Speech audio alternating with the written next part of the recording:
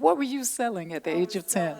Flower seeds. Wow. The flower seeds and go knock on people's doors, and bottles and stuff up and down the street. That's So awesome. I always love sales. And I have to say, at Johnson Publishing Company taught me a lot because Mr. Johnson didn't have a marketing department. When you were in his executive team, you were the marketing department. So we would have brainstorms and go into meetings, and people would pitch ideas. We would pitch ideas, and then we would dissect them. And so that's how I learned about marketing and putting together proposals. But that's also when I realized that I was suffering from some depression because I had gotten a promotion. The guy that I was dating, we broke up. And my mother was calling me on the phone all the time, saying all this stuff on the phone, and I was starting to doubt myself.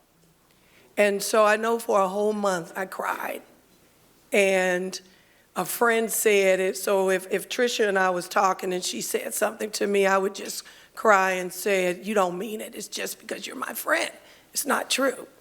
And so luckily I had some older, mature ladies that said, "Baby, you need to get some help." So we've always been taught that mental health or whatever. But to make a long story short, I did seek help. And I realized that crying was not a weakness. We cry. It was not a weakness. It's a form of strength to release.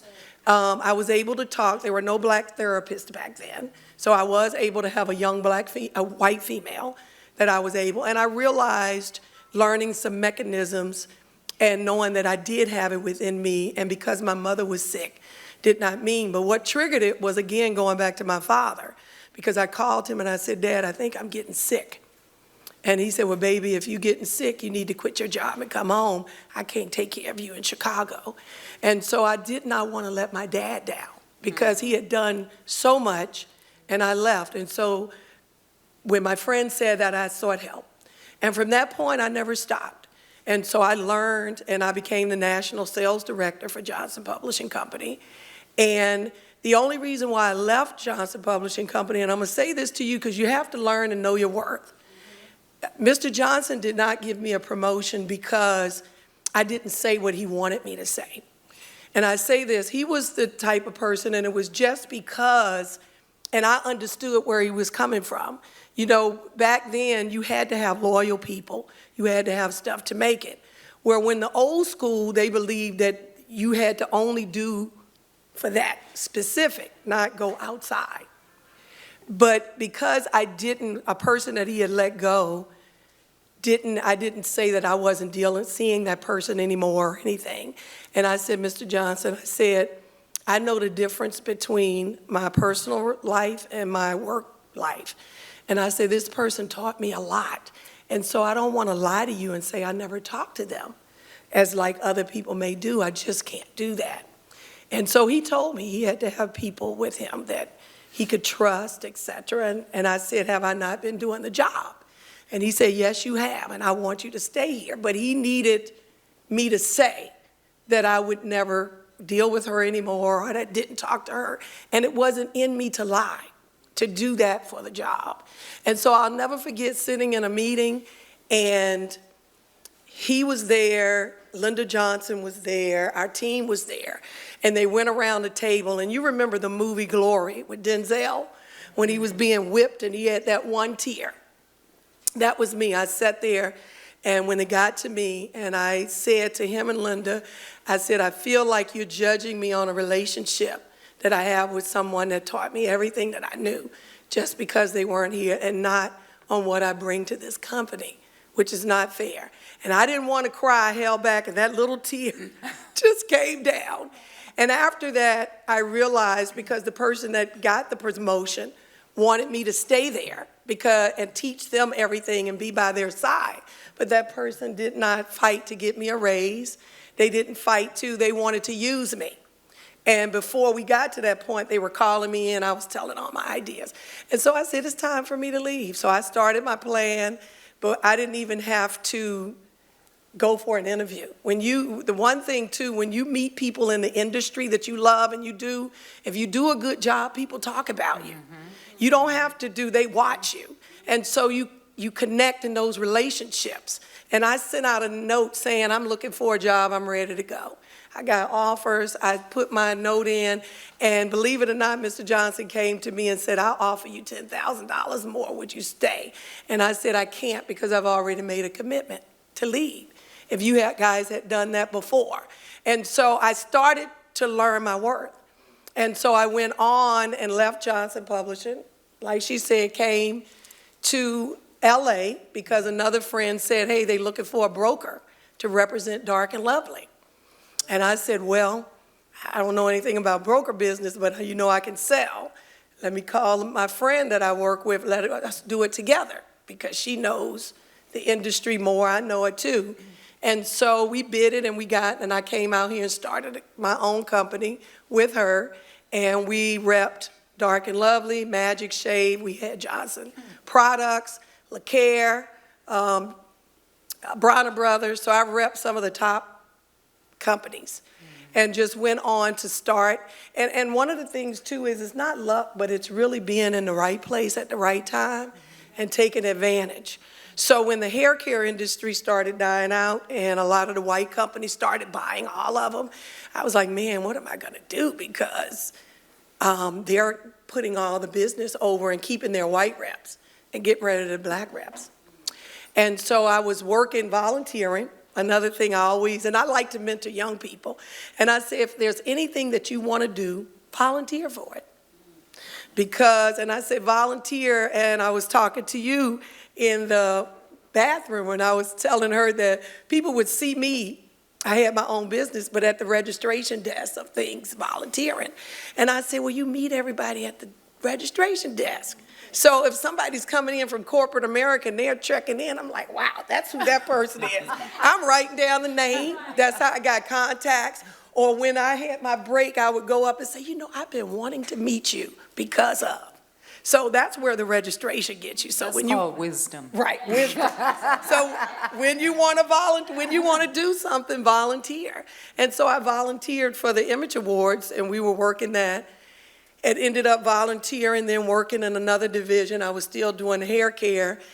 And the Image Awards, I don't know if you remember, one year they didn't do it anymore. They had stopped one year. The NAACP had went in a hold, $1 million, trying to buy time to do the show. But they didn't research, even the entertainment division didn't research to understand what that meant if you bought your own time for a show. You got to sell commercials. It's a big deal. So they went into the hole $1 million and didn't have it a year. And then that's when they came back on, and Kwesi and Fume was there, and they bought Suzanne to pass on.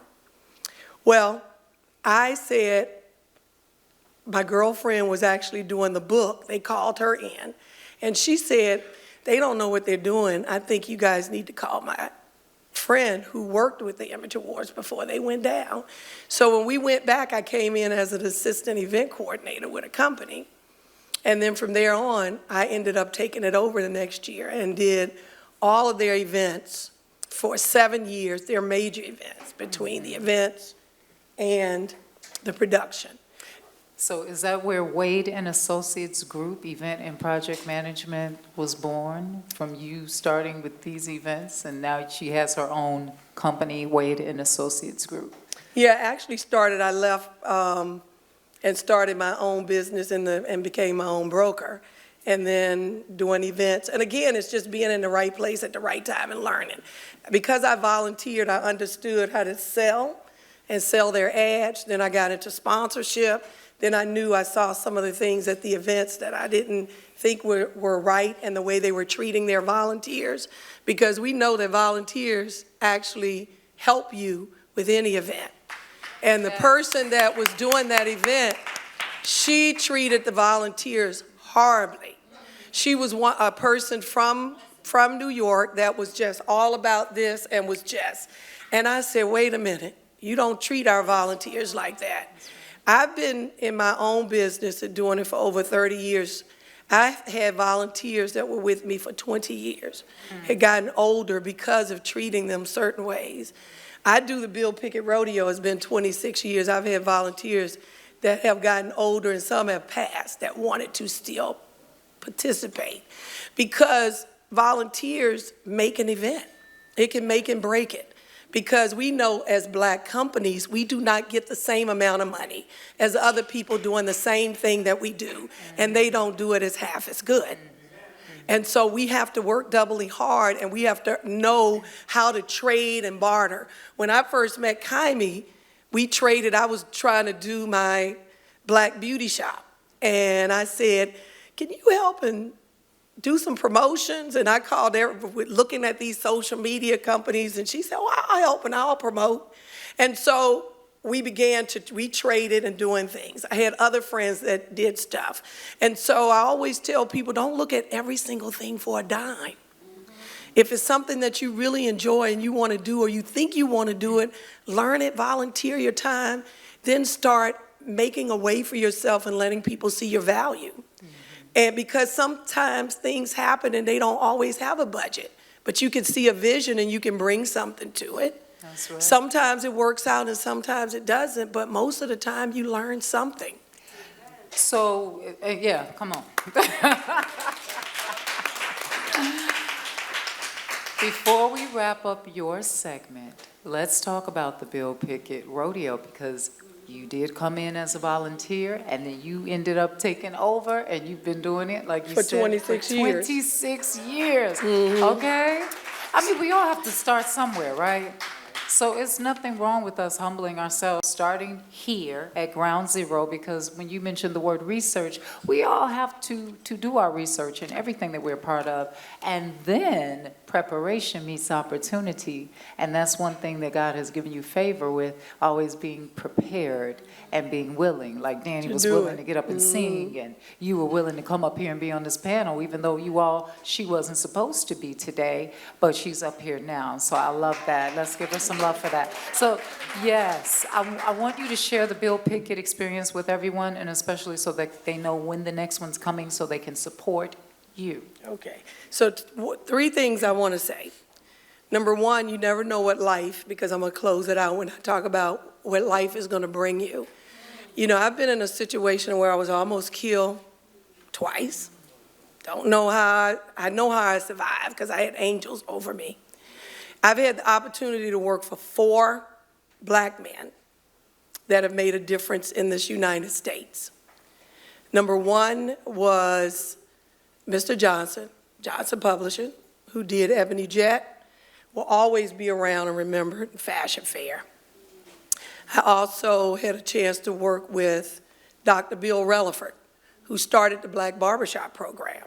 And I helped him take that program to 26 cities, screen over 30,000 Black men for prostate, blood pressure, glucose, connect them, and now there's a barbershop program in almost every city, continually going from that.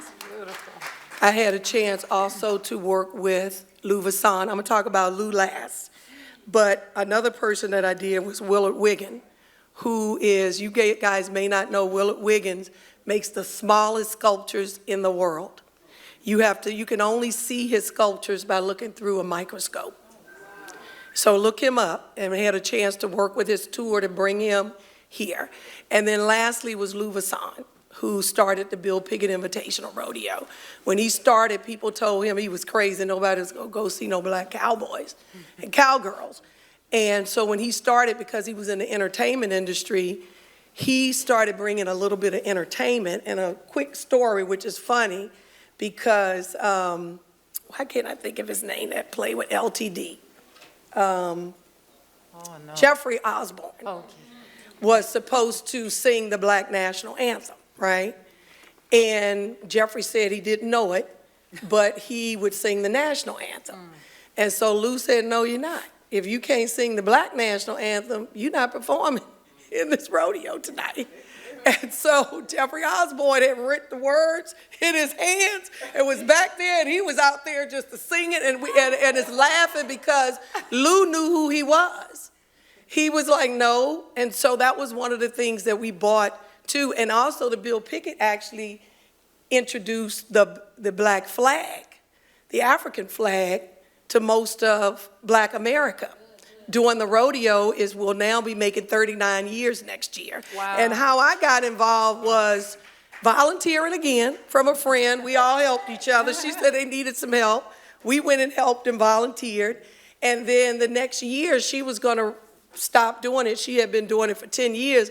But when I first walked in, Tricia, guys, I had been around horses and stuff, but it was like a black culture that I didn't know existed. It was an underground. It was underground. It was like, where all these black people come from and these horses and cowboys and everything. But it wasn't as big as it is now, but it was still just, my God. And actors, Jim Pickens. yeah. You guys know Jim Pickens from Grey's Anatomy. He's a cowboy. Glenn Turman, Oba Babatunde, Shaft, everybody. Right. It's been a lot. And the Bill Pickett, and saying that, Glenn actually helped when the Bill Pickett came, I think, the second year. I've been there 26 years. Glenn Turman has been the Grand Marshal for the Bill Pickett for 36 of the 38 years. So when's the next one? Well, the next one is in July. But Bill Pickett, just lastly to say, aired on national TV. We were able to help get it on TV for the first time, a black rodeo, last year when, on the day Juneteenth, became a holiday. Wow, that's amazing. And you guys are talking about taking it to Africa. Oh, I don't know. We would love to. We had talked about it. Lou wanted to do it one time before, but it's moving to animals. But I want to close and say that I do have a foundation, Beauty and Black Wellness Foundation. I started off with the Black Beauty Shop. That's how I first met Kaimi. But that's my passion. And saying that you never know where your blessings are going to come from.